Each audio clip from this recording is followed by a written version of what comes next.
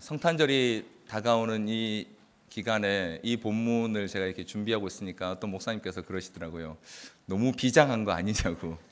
네. 혹시 여러분도 그러셨습니까? 네. 우리가 보통 고난 주간에 주로 읽게 되는 그런 본문인데요. 그럼 오늘 저는 이 말씀을 가지고 함께 깨어 있으라라는 이 제목으로 오늘 주님께서 우리에게 주시는 또 하나님 음성을 같이 듣고 은혜 나누기를 원합니다. 여러분 아마 이순신 장군께서 쓰셨다라고 보통 알려져 있는 그 시조를 들어본 기억들이 있으실 겁니다. 제가 한번 읽어드릴 테니까 한번 들어보십시오. 네. 한산섬 달 밝은 밤에 수루에 혼자 앉아 큰 칼 옆에 차고 깊은 씨름하는 적에 어디서 일성호가는 남의 애를 끌나니. 제가 문학적인 소양이 좀 부족해서 이렇게밖에 못 읽는 걸 용서해 주십시오. 네. 한 번쯤은 아마 다 들어보셨을 겁니다. 네, 문학 시간에 혹은 뭐 국민학 국어 시간에 보통 이 시를 보통 이렇게 읽게 되는데요. 여러분 어떠세요? 이 시 읽으시면서 또 들으시면서 어떤 느낌을 좀 받으셨습니까?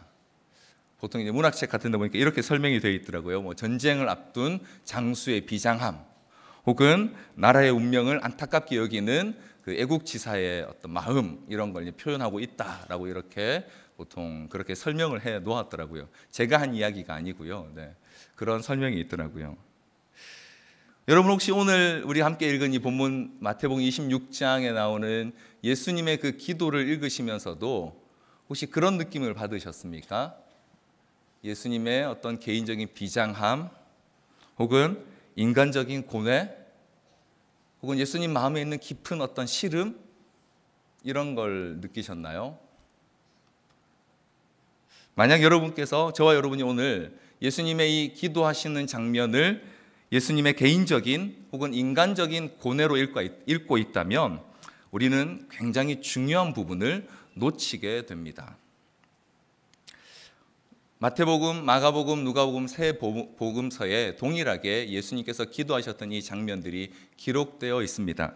여러분 그런데 한번 생각해 보십시오. 예수님께서 오늘 우리 본문에서 읽었던 이 기도를 큰 소리로 제자들이 다 듣도록 그렇게 기도하셨을까요? 오늘 우리가 기도하는 것처럼 통성으로 소리내서 아버지여 이 잔을 내게서 지나가게 하옵소서 그렇게 소리쳐 부르짖어 기도하셨을까요? 그래서 마태나 이런 제자들이 듣고 예수님이 이렇게 기도하셨네 라고 한 걸까요? 아마 저는 그렇지 않았을 거라 생각합니다. 인간 저자들이, 이 마태복음, 마가복음, 누가복음을 기록한 저자들이 추후에 성령께서 혹은 하나님께서 깨닫게 해주시는 그 은혜 가운데 이 예수님의 기도를 저는 기록했을 거라 생각합니다. 왜냐하면 예수님께서 제자들에게 그렇게 들리도록 크게 기도하셨을 것 같지도 않고요. 제자들도 또 대부분 다 자고 있었기 때문에 예수님의 기도를 정확하게 이렇게 그들이 들었을 거라 상상하기 굉장히 어렵습니다. 그렇다면 하나님께서 의도적으로 예수님의 이 기도를 기록하게 하셨다라고 우리는 생각할 수밖에 없습니다. 그렇다면 그렇게 기록하게 하신 이유가 뭘까요? 만약 오늘 우리 함께 읽은 이 마태복음이라는 책이요, 예수님의 인간적인 전기를 기록한 책이라면 영웅의 한 인간적인 고뇌나 그 인간적인 갈등의 모습을 그려놓은 것이다라고 이렇게 한번 생각해 볼 수 있을 것입니다. 그런데 여러분 우리 다 아는 것처럼 성경의 기록의 목적은 예수님이라는 그 인간에 대한 기록이 아닙니다. 예수님의 그 인간적인 모습을 성경이 우리에게 보여주어서 너희도 이렇게 좀 해봐 라는 걸 보여주기 위한 그런 감동적인 위인전이 아니라는 거죠.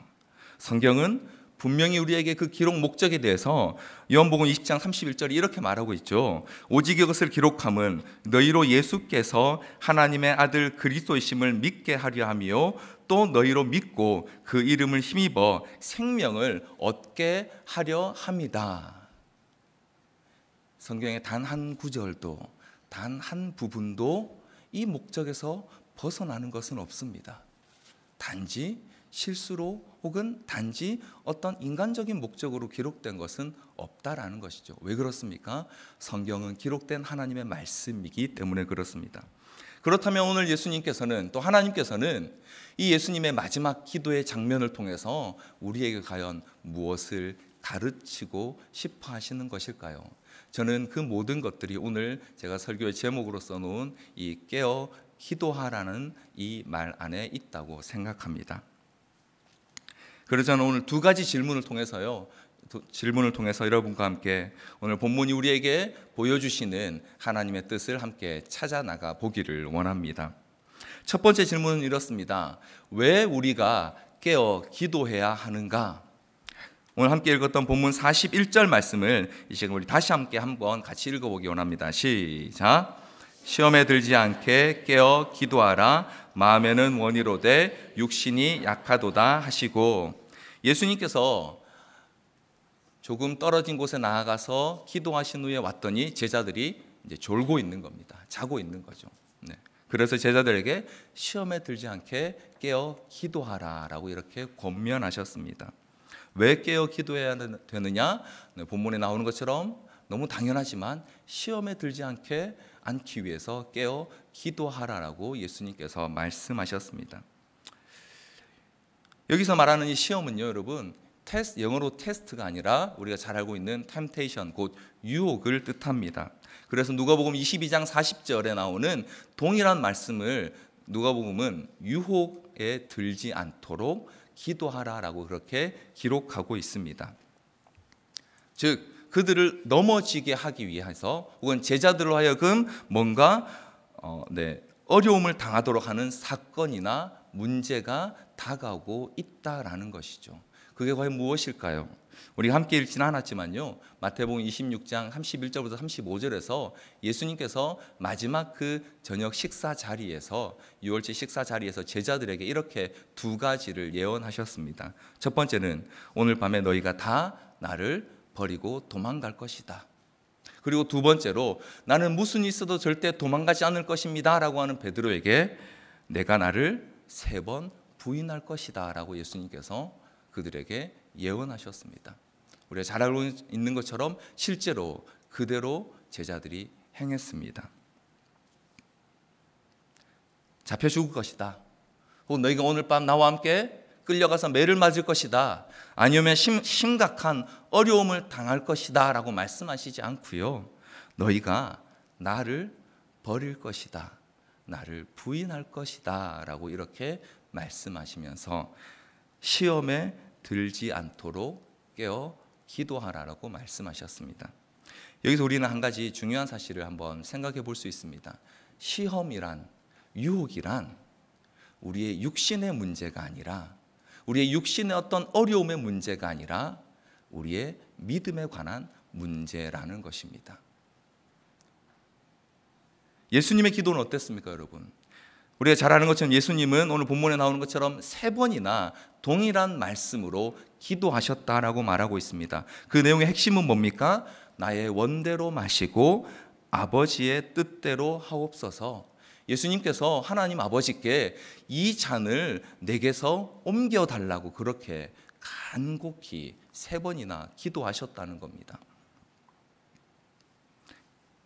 앞서도 말씀드린 것처럼요, 이 장면이 만약 예수님의 인간적인 혹은 영웅적인 전기라면요, 인간적인 예수님의 고뇌일 수 있습니다, 여러분. 극심한 고통을 앞둔 한 인간의 고뇌, 십자가라는 너무도 치욕스러운 그 형벌을 앞둔 한 사람의 고뇌일 수 있어요. 그래서 그 고통이 너무 두려운 나머지 하나님께 그렇게 그 고통을 옮겨달라고 하는 간구일 수 있습니다, 여러분. 그러나 앞서도 말씀드린 것처럼 오늘 이 장면은 하나님께서 우리에게 예수님의 그 인간적인 모습을 보여주기 위해 기록하게 하신 것이 아니라는 것이죠. 예수님께서 지금 이 잔을 내게서 옮기시옵소서라고 하는 그 기도는요, 육체적인 고통을 감해달라는 그런 기도가 아닙니다. 내가 이 십자가 형벌이 너무 치욕스럽고 괴로울 것 같아서 어떻게 좀 피할 수 없냐라고 하는 그런 기도가 아니라는 것이죠. 예수님의 간구는 하나님이신 그분께서 모든 인류의 죄를 대신 지시고 그 죄의 결과인 죽음을 당하신 뿐만 아니라 그 죄의 결과로 인해 하나님 아버지로부터 버림받아야 한다는 이 사실에 대한 고통, 바로 그 자체에 대한 기도인 것입니다. 한 번도 하나님 아버지와 그 교제 가운데 단절돼 본 적 없었던 온전한 연합 가운데 있었던 예수님께서 지금 우리 모든 인류의 죄를 지시고 그 죄의 결과 아래 놓이셔야 한다는 바로 이 사실 앞에서 했던 기도가 오늘 이 예수님의 기도인 것입니다. 왜 예수님께서 이런 기도를 하셨을까요? 그 사실에 대해서 히브리서 4장 15절은요 이렇게 우리에게 좀 가르쳐 주고 있습니다. 히브리서 4장 15절 말씀 우리 같이 한번 읽어보기 원합니다. 시작. 우리에게 있는 대제사장은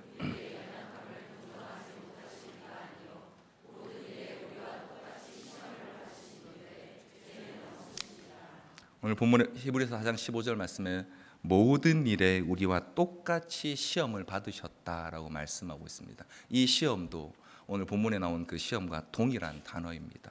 예수님도 인간이셨기 때문에 배고픔과 또 같은 말이군요. 굶주림과 배고픔과 또 이런저런 여러 육신에 관련한 시험을 유혹을 받으셨다라는 것이죠. 그런데 어떠셨어요?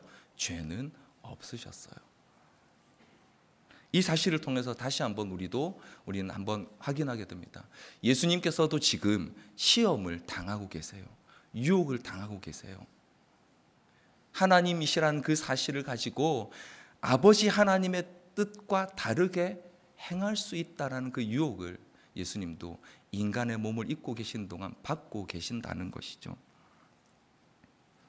따라서 여기서 말하는 예수님이 말씀하신 시험은요 육신의 문제가 아니라는 것입니다. 오늘 저와 여러분이 이 땅에 살면서 교회를 잘 다니는지, 봉사를 열심히 하는지, 혹은 세상에서 성공을 하는지 못하는지, 혹은 건강한지 아닌지, 혹은 세상에서 내가 그리스도인답게 잘 사는지 못 사는지 하는 이런 육신에 관한 문제가 우리에게 닥치는 시험이 아니라는 것입니다. 그건 외적인 형태일 뿐이고요. 진짜 시험은 어디에 있습니까? 바로 저와 여러분 마음 가운데 우리의 믿음의 자리에 그 시험이 있다라는 것입니다. 우리가 육신을 입고 살아간 동안 어떻게 미움이 없이 살아갈 수 있겠습니까? 울분이나 분노나 짜증이 나지 않을 수 있겠습니까? 그래서 예수님께서도 기도하셨습니다. 시험에 들지 않게 깨어 기도하라. 예수님께서 친히 그러셨던 것처럼 너희도 오늘 이 본문을 통해 이 예수님의 마지막 기도를 보고 있는 저와 여러분도 이 연약한 육신을 입고 있어서 어쩔 수 없이 당하는 그 수많은 유혹과 시험에 넘어지지 않도록, 그래서 깨어 기도하라라고 예수님께서 우리에게 권면하고 또 부탁하고 계시는 것입니다. 예수님께서 먼저 시험에 들지 않도록 아버지의 뜻을 온전히 따라가도록 하시기 위해서 기도하셨다는 이 사실은요 예수님께서 저와 여러분에게 보여주신 믿음의 모범이 되는 것입니다. 잠을 자지 말고 기도하라는 게 아니죠. 깨어 기도하라는 말이 단지 육신의 잠과 관련된 문제가 아니라는 것입니다. 우리를 믿음으로부터 멀어지게 하는 수많은 유혹들, 우리를 그리스도를 따르는 그 일로부터 멀어지게 하는 수많은 시험에 들지 않기 위해서, 그 유혹을 이기기 위해서 깨어 기도해야 한다라고 예수님께서 말씀하신 것입니다. 뿐만 아니라 예수님의 지금 보여주신 이 기도는요 우리의 약함도 함께 지고 계시는 중보의 기도였습니다. 41절 후반부에 보면 제자들에게 그렇게 말씀하셨어요. 마음에는 원이로되 육신이 약하도다. 우리도 그렇잖아요. 그렇죠? 우리라고 왜 깨어 기도하고 싶지 않겠습니까? 제자들이라고 그러고 싶지 않았겠습니까? 그런데 육신이 약해요. 예수님 가르쳐 주신 거 다 행하고 싶은데 육신이 너무 약해서 못하는 게 너무 많잖아요. 그래서 45절, 우리가 읽었던 45절 마지막에 보면 예수님께서 때가 가까이 왔고 인자가 죄인의 손에 팔릴 때가 되었다라고 말씀하십니다. 그 위의 사건은 저와 여러분이 너무나 잘 알고 있습니다. 제자들이 실제로 예수님을 버리고 떠났고, 베드로는 다구기 전에 예수님을 3번 부인했고, 결국 예수님은 십자가에서 죽으셨습니다. 제자의 배신으로 인해서요. 그런데 어떻게 하셨습니까? 예수님께서 다시 부활하셨고 그 제자들을 다시 찾아오셔서 부르셨습니다. 예수님께서는 오늘 이 겟세마네 동산에서의 그 기도와 죽음과 부활을 통해서 우리 안에 있는 모든 죄의 문제뿐만 아니라 우리가 육신이 연약하여 행할 수 없는 것까지도 그 대가를 치러 주신 것입니다. 그래서 제자들이 여전히 예수님의 제자로 남아있을 수 있었던 것이죠. 그들도 동일하게 배신했습니다. 여러분, 가룟 유다만 예수님 배신한 게 아닙니다. 그들도 예수님을 버리고 떠났습니다. 예수님 부활하셔서 찾아오실 때까지 무서워서 숨어 있었습니다. 그런데 부활하신 주님께서 그들을 찾아오셔서 그들을 새롭게 만드신 것입니다. 그들의 실패로부터, 육신의 연약함으로부터 그들을 온전히 새롭게 불러내신 것이 바로 예수님의 이 기도로부터 시작된 사역인 것입니다. 그래서 우리는 예수님의 기도를 본받아 시험에 들지 않도록 깨어 기도해야 하는 것입니다. 단지 그냥 유혹에 넘어가지 않기 위해서, 혹은 내가 좀 더 좋은 신앙인 되기 위해서, 혹은 내가 다른 사람에게 좀 잘 보이기 위해서 기도하는 게 아니고요. 우리는 어쩔 수 없이 연약한 육신 때문에 빠질 수밖에 없는 그 시험으로부터 우리를 지켜주실 것을 깨어 기도해야 하는 것입니다. 더불어서 시험에 들었을 때에도 기도해야 합니다. 시험에 빠져서 더 이상 나는 이제 도저히 안 될 것 같다 싶은 바로 그때에도 깨어 기도해야 합니다. 왜요? 예수님께서 우리의 그 모든 연약함을 대신 지시고 기도하셨고, 그리고 우리를 위해 부활하셨기 때문입니다. 그래서 저와 여러분은 시험에 들지 않기 위해 깨어 기도해야 하는 것입니다. 그렇게 기도하면 시험에 절대 안 빠지면 참 좋겠어요. 저도 그럴 수 있으면 너무 좋겠습니다. 매일매일 깨어 기도하고 매일 예수님 생각해서 시험에 절대 안 빠질 수 있다면 너무 좋겠습니다. 그런데 우리는 그럴 수 없다라는 걸 예수님 너무 잘 알고 계셨습니다. 왜요? 히브리서 4장 15절 말씀에 나왔던 것처럼 예수님도 유혹을 육신 가운데 당할 수밖에 없는 존재임을 경험해 보셨기 때문에요. 그래서 예수님께서는 마지막 이 순간에 하나님 아버지 앞에 자신의 그 유혹을, 시험을 두고 기도하셨고, 제자들에게도 깨어 기도하라라고 그렇게 부탁하신 것입니다. 사랑하는 성도 여러분, 오늘 저와 여러분에게 주신 이 믿음의 선물을 끝까지 지켜갈 수 있는 방법은 단 하나밖에 없습니다. 바로 깨어 기도하는 것입니다. 이것이 예수님께서 마지막에 그 기도의 모습으로 우리에게 가르쳐 주신 것입니다. 여러분, 앞서도 말씀드린 것처럼 우리는 오해하지 말아야 됩니다. 시험의 문제는요, 육신의 문제가 아닙니다. 혹은 우리의 육신이 조금 상하고 덜 상하고 우리가 건강하고 혹은 잘 되고 못 되고의 문제가 아니라는 것입니다. 시험에 들었을 때 기도하는 것은요, 우리의 육신이 당할 문제를 해결하기 위한 그런 수단이 아닙니다. 우리가 그 시험 가운데 육신의 어떠한 것과 관계없이 그리스도를 향한 온전한 믿음을 지켜갈 수 있게 해주는 유일한 수단이 깨어 기도하는 것밖에 없기 때문에 우리는 시험에 들지 않도록, 그리고 시험에 들었을 때조차도 기도해야 하는 것입니다. 육신의 문제를 놓고 기도하는 이유도 바로 여기 있습니다. 우리가 그 연약한 육신 때문에 더 깊은 시험에 빠지지 않도록 우리는 우리 육신을 위해서도 기도해야 하는 것이고요, 우리의 주변을 위해서, 우리의 가족을 위해, 우리의 직장을 위해서도 기도해야 하는 것입니다. 왜요? 시험에 들지 않도록 깨어 기도하는 것입니다. 이 시험과 유혹이 얼마나 많습니까, 여러분? 오늘 이 시대가 얼마나 교묘합니까? 사단이 얼마나 간교한지요. 우리가 시험인지도 모르고 빠져들게 만드는 일들이 얼마나 많습니까? 이 악한 시대에서 우리를 끝까지 지켜줄 수 있는 것은 우리를 위해 기도하셨을 뿐만 아니라 죽으시고 부활하셔서 지금도 하나님 보좌 우편에서 우리를 위해 중보하고 계시는 그리스도를 의지하여 깨어 기도하는 일밖에 없다라는 이 사실을 오늘 예수님께서는 이 마지막 기도의 모습을 통해 우리에게 보여주고 계신 것입니다. 그래서 우리는 시험에 들지 않기 위해 깨어 기도해야 합니다. 두 번째로, 그러면요, 어떻게 우리는 이 깨어서 기도할 수 있을까요? 깨어 기도해야 된다는 건 너무 잘 알고 있고요.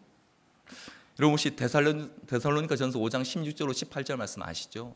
항상 기뻐하라, 쉬지 말고 기도하라, 범사에 감사하라. 여러분 한 번쯤 그런 생각 해보지 않으셨습니까? 어떻게 하면 쉬지 않고 기도할 수 있을까? 한 번쯤 도전해 보신 분 없으십니까? 그 정도 패기가 없으신가요? 어떻게 우리가 깨어 기도할 수 있겠습니까? 깨어 기도하기 위해 오늘 본문은 말씀으로 훈련되어 있어야 깨어 기도할 수 있다라고 그렇게 가르쳐주고 있습니다. 저는 제가 지금보다 조금 더 어렸을 때, 지금도 굉장히 어립니다만, 보기보다 굉장히 어립니다, 제가. 별로 믿지 않는 표정이시군요. 제가 지금보다 조금 더 젊었을 때, 어렸을 때에 오늘 이 본문을 읽으면서 이 제자들의 상황에 매우 깊이 공감한 적이 있었습니다. 예수님이시니까 이렇게 기도하고 안 주무시고 기도하고 그러실 수 있을지 모르겠지만 제자들은 얼마나 피곤했겠어요, 그죠? 예수님 일정이 보통 바쁜 일정이 아니셨거든요. 그 예수님 계속 따라다니면서 얼마나 제자들이 피곤했겠습니까? 그러니까 옆에 앉아서 예수님 기도하시는데 조는 정도가 아니라 아마 코를 골면서 잤을 겁니다, 그죠? 전 충분히 이해가 되더라고요. 그래서 지금보다 조금 더 어렸을 때는요, 예수님이 졸고 이러면 혼내고 이러는 분이신 줄 알았어요. 그래서 졸면 큰일 나는 줄 알았습니다.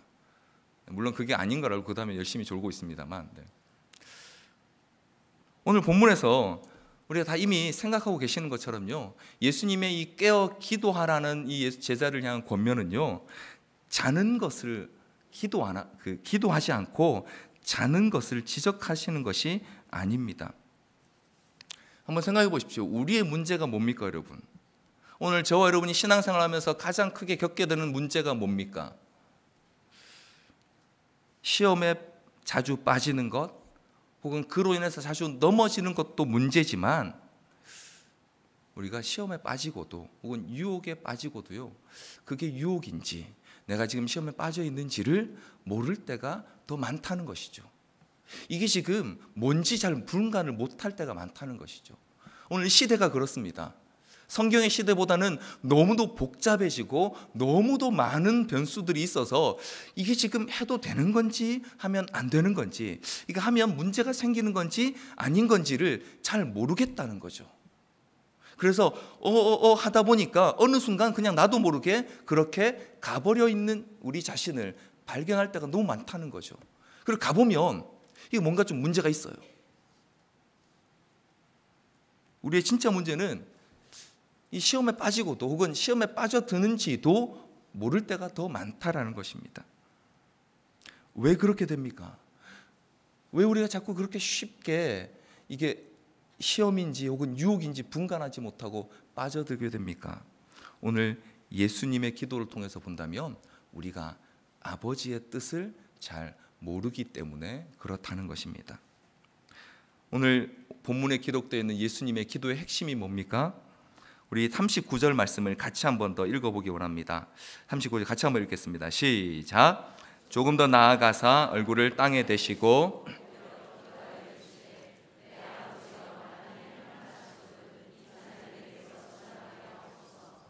그러나 나의 원대로 마옵시옵고 아버지의 원대로 하옵소서 하시고, 우리 41절 말씀 한번 더 읽겠습니다. 시작. 다시 두 번째 나아가 기도하여 이르시되 내 아버지여, 만일 내가 마시지 않고는 이 잔이 내게서 지나갈 수 없거든 아버지의 원대로 되기를 원하나이다 하시고. 44절 한 번 더 같이 읽겠습니다. 시작. 또 그들을 두시고 나아가 세 번째 같은 말씀으로 기도하신 후에, 예수님께서 세 번이나 같은 말씀으로 기도하셨습니다. 그 내용의 핵심이 뭡니까? 아버지의 원대로 되기를 원하나이다 라는 것이 바로 예수님의 기도의 핵심이었어요. 내 뜻이 아니라, 예수님의 생각이 아니라 아버지의 뜻대로 이루어지기를 구하셨습니다. 사실 지금 예수님께서 하나님 아버지가 원하시는 바가 무엇인지 모르시지 않습니다, 여러분. 예수님께서 이제 곧 잡히셔서 십자가에서 죽으시고 그리고 3일 후에 부활하는 것, 이미 예수님께서는 이 땅에 오실 때부터 이 마지막 목적지를 향해서 걸어가고 계시는 분이셨습니다. 그럼에도 불구하고 예수님께서 오늘 이 본문에서 나의 원대로 마옵시고 아버지의 원대로 행하시옵소서라고 기도하고 있는 것은요, 지금 하나님께서, 하나님 아버지가 내 뜻을, 내 마음을 몰라서 기도하는 게 아니라는 거죠. 오히려 반대로요, 그 하나님 아버지의 뜻에 더 온전히 순종할 수 있기를 기도하고 계시는 것입니다. 그래서 이미 아버지의 뜻을 충분히 알고 있음에도 불구하고 이 땅에 오시는 순간에서부터 그 아버지의 뜻을 위해 지금까지 걸어오셨던 예수님께서 나의 원대로 마옵시고 아버지의 원대로 하옵소서, 그렇게 기도하고 있는 것입니다. 예수님께서 하셨던 표현을 빌자면 마음을 다하고 목숨을 다하고 뜻을 다하고 힘을 다하여 아버지의 뜻에 순종할 수 있기를 지금 예수님께서는 기도하고 계시는 것입니다. 그리고 예수님께서는 누구도 요청하지 않았고 지시하지 않았지만 십자가를 향해 걸어가셨습니다. 46절 말씀 같이 한번 보실까요? 46절 한번 읽겠습니다. 시작. 일어나라, 함께 가자. 보라, 나를 파는 자가 가까이 왔느니라.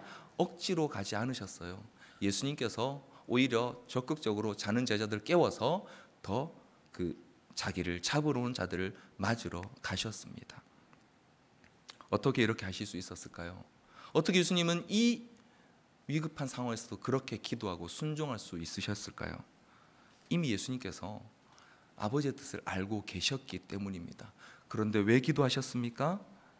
아버지의 뜻대로 되기를 구할 때 깨어 기도할 수 있음을 아셨기 때문입니다. 우리는 때때로 이렇게 기도합니다. 하나님, 이 상황에서 아버지의 뜻이 뭘까요? 주님 뜻을 좀 알려주세요. 근데 저는 가끔 그런 기도를 저도 할 때가 있습니다. 근데 그렇게 기도할 때마다 이거 뭔가 순서가 좀 잘못된 것 같다라는 생각을 하게 됩니다. 하나님께서는 그 아들 예수님의 지극히 인간적인 측면을 통해서, 오늘 이 예수님의 기도를 통해서 우리에게 이미 하나님 아버지의 뜻을 보여주고 계세요. 그게 뭡니까? 말씀을 통해서 계시된 그 아버지의 뜻을 따라 그 안에 있을 때에 우리가 깨어 기도할 수 있다는 사실을 예수님께서 친히 보여주고 계시는 것입니다. 그래서 디모데후서 3장 16절로 17절 말씀은요, 우리에게 이렇게 말씀하고 있습니다. 디모데후서 3장 16절로 17절 말씀을 제가 읽어드리겠습니다. 모든 성경은 하나님의 감동으로 된 것으로 교훈과 책망과 바르게 함과 의로 교육하기에 유익하니 이는 하나님의 사람을 온전하게 하며 모든 선한 일을 행할 능력을 갖추게 하려 함이라. 우리가 깨어 기도하기 위해서는요, 예수님처럼 진리의 빛이 필요합니다. 우리가 시험을 당할 때나 우리가 가야 할 바를 알지 못할 때나 우리의 눈앞이 캄캄해지는 것 같은 어려운 상황을 만날 때에 깨어 기도하기 위해서 우리의 일상 가운데 말씀을 통해 하나님의 뜻을 알아가는 준비가 되어 있어야 한다는 것입니다. 오늘 본문에는요, 두 부류의 제자들이 등장합니다. 여러분, 두 부류의 제자가 등장합니다. 예수님께서 기도하고 계시는 그때에 자고 있었던 제자들이 있고요. 예수님께서 기도하고 있던 그때에 깨어 있던 제자가 있습니다. 누군지 아시겠습니까? 예수님께서 기도하고 계시는 그 상황에 자고 있던 제자들이 있고요. 깨어 있었던 제자가 있습니다. 한 명. 누굽니까? 바로 예수님을 팔기 위해 찾아오고 있는 가룟 유다입니다. 제자 중에 유일하게 그는 깨어 있었습니다. 잠 안 자고요. 열심히 오고 있었습니다. 그런데 그 다음에 그가 한 일이 뭡니까? 자기의 스승이요 메시아이신 예수님을 은30에 팔아 넘긴 일입니다. 그는 깨어 있었지만 기도할 이유를 전혀 느끼지 못했어요. 그는 오로지 자기 육체의 욕심을 따라 행하고 있었기 때문에 기도해야 될 이유를 전혀 느끼지 못했습니다. 주님과 함께 그가 같이 지냈지만 제자들처럼 그는 하나님의 뜻을 전혀 깨닫지도 또 그것을 받아들이지도 못했습니다. 여러분 한번 생각해 보십시오. 가룟 유다가 예수님을 배신한 것과 제자들이 그 뒤에 예수님 버리고 도망간 일 중에 뭐가 더 나쁜 일입니까? 가룟 유다가 더 크게 잘못을 했나요? 사실은 같은 배신입니다. 같이 버렸습니다. 어느 것이 더 큰 시험이고 유혹입니까? 사실은 같은 유혹이고요. 같은 시험입니다. 어떤 시험입니까? 예수님을 따를 것인가? 내 육신의 욕심을 따를 것인가? 그러면 가룟 유다가 엄청난 죄인이라 그만 유독 악해서 이런 행동을 한 것일까요? 그가 더 특별히 나쁜 사람이었기 때문에 그렇습니까? 성경은 우리에게 특별한 그런 이유를 기록하고 있지 않습니다. 단지 제자들도 약했고 가룟 유다도 약했는데 성경은 단지 그가 재물을 좋아해서 그와 같이 행했다라고만 딱 한마디 기록하고 있습니다. 특별한 이유가 있어서가 아니고요. 단지 시험의 때에 준비된 말씀의 빛이 그 가운데 없었기 때문에 그는 깨어 있었음에도 불구하고 기도할 필요를 느끼지 못했어요. 그냥 내 욕심이 가르치는 대로 따라가면 그것이 좋은 것인 줄 알았습니다. 여러분 한번 생각해 보십시오. 오늘 저와 여러분이 오늘 여기 계신 우리 성도님들께서 자주 넘어지는 시험이 어떤 게 있습니까? 그게 물질의 문제입니까? 혹은 감정의 문제인가요? 혹은 명예의 문제입니까? 아니면 이성의 유혹입니까? 미움입니까? 질투입니까? 욕심입니까? 생각해보면 우리가 그 답을 모르지 않습니다. 그때 어떻게 해야 되는지 우리가 모르지 않아요. 이미 충분히 알고 있습니다. 그런데 왜 자꾸 넘어집니까? 디모데후서 3장 16절은 이렇게 말합니다. 모든 성경은 교훈과 책망과 바르게 함과 의로 교육하기에 유익하다. 뭐에 유익하다고요? 교육하기에 유익하다. 지금 우리가 우리 자신을 성경으로 교육하고 말씀으로 연단하고 있습니까? 바로 그렇게 준비된 사람이요 시험의 때에 깨어 기도할 수 있습니다. 예수님께서 겟세마네에서 보여주신 그 마지막 기도하는 모습은요 바로 이런 모습이었습니다. 여러분 이 시간 조용히 한번 잠시 예수님께서 기도하셨을 때 그 모습을 한번 상상해 보시겠습니까? 그 모습 자체가 오늘 그리스도를 따르는 자로 예수를 믿는 자로 살아가야 할 저와 여러분이 어떤 모습으로 이 땅을 살아가야 할지를 보여주는 모든 것입니다. 우리의 연약한 자신을 날마다 인정함으로 그분 앞에 엎드려 기도하고 그리고 우리 연약한 우리 자신을 아버지의 뜻에 내어 맡김으로 기도하시는 그 예수님의 모습, 그게 바로 오늘 저와 여러분이 따라가야 할 예수님의 모습이었고 오늘 본문이 우리에게 이 예수님의 기도를 통하여 제자들과 또 그 제자들로 말미암아 예수의 제자된 저와 여러분에게 보여주고 계시는 하나님의 뜻이라고 저는 믿습니다. 그래서 우리는 말씀의 빛 안에 깨어 기도하기 위하여 날마다 준비해야 합니다. 그냥 이루어지지 않습니다, 여러분. 말씀을 붙들고 날마다 우리 자신과 씨름해야 합니다. 말씀을 듣는 것만으로는 우리가 너무 연약해서요 답을 알아도 행할 능력이 없습니다. 주님 앞에 날마다 우리 자신을 붙들고 말씀 앞에서 씨름해 가야 합니다. 아버지의 뜻대로 하옵소서라고 기도할 수 있을 때까지 우리는 날마다 우리 자신을 말씀으로 교육하고 연단해 가야 합니다. 그리고 그렇게 준비된 사람이 끝까지 깨어 기도할 수 있게 될 줄 믿습니다. 예수님께서 마지막으로 우리에게 보여주셨던 이 기도의 모습이요, 사실은 예수님 삶의 전반을 다시 한번 우리에게 보게 합니다. 이제 얼마 안 있으면 예수님의 오심을 기뻐하는 성탄절입니다. 그런데요, 예수님의 성탄은요, 단지 그분이 오셔서 우리를 위해 죽으셨다라는 그 사실만으로 의미가 있는 게 아닙니다.